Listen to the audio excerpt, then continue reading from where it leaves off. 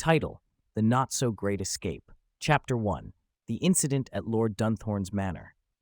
I should start by clarifying that I, Harold Pemberton III, am not a thief. I am, however, a man with a tendency to find himself in situations that appear, shall we say, incriminating. Take, for instance, the time I accidentally liberated a priceless Fabergé egg from Lord Dunthorne's manor. But I'm getting ahead of myself. It all began with an innocent wager at the Red Lion pub, where my dear friend Neville, a man whose brain is as soft as his pudding, declared, "I bet you can't sneak into Dunthorne's estate and return with a memento." "Why on earth would I do that?" I replied, sipping my pint. "Because you've got the stealth of a cat burglar," Neville exclaimed. I assumed he was complimenting my lithe figure, but I now realize it was more an assessment of my lack of foresight. "You'll wager a guinea?" I asked.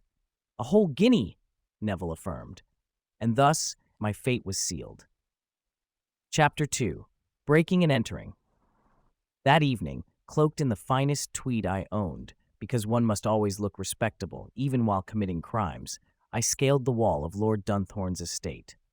Unfortunately, I discovered halfway up that tweed offers no traction, and the gardener's wheelbarrow does not constitute a soft landing.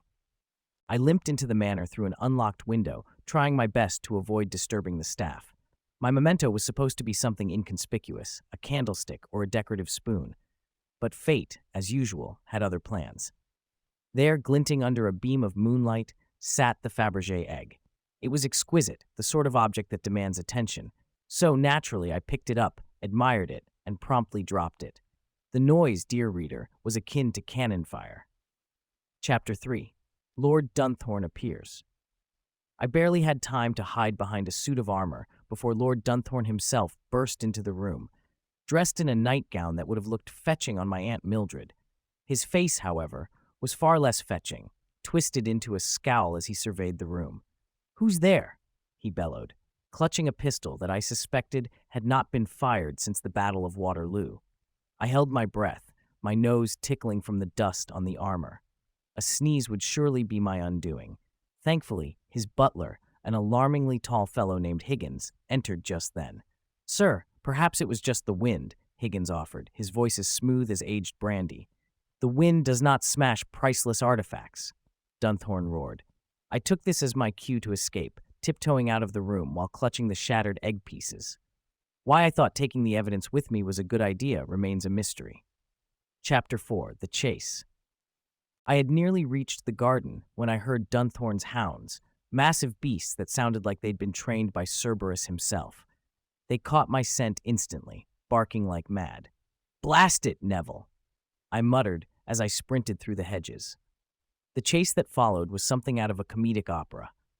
I tripped over flower pots, knocked over a statue of Venus, and managed to lock myself in the greenhouse for 10 minutes. The hounds, bless their tenacity, continued to howl outside as if mocking me. Chapter 5: A Less Than Grand Exit. Eventually, I escaped by commandeering a gardener's bicycle, pedaling furiously down the road as Dunthorne and Higgins gave chase in a carriage. "Stop that man!" Dunthorne shouted to a passing constable, who looked at me, then at my tweed suit, and decided he didn't want the paperwork. By the time I reached Neville's flat, I was bruised, exhausted, and covered in mud. "Did you get the memento?" he asked, grinning like an idiot. I handed him the shattered egg pieces. "You owe me a guinea." Chapter 6: The Aftermath.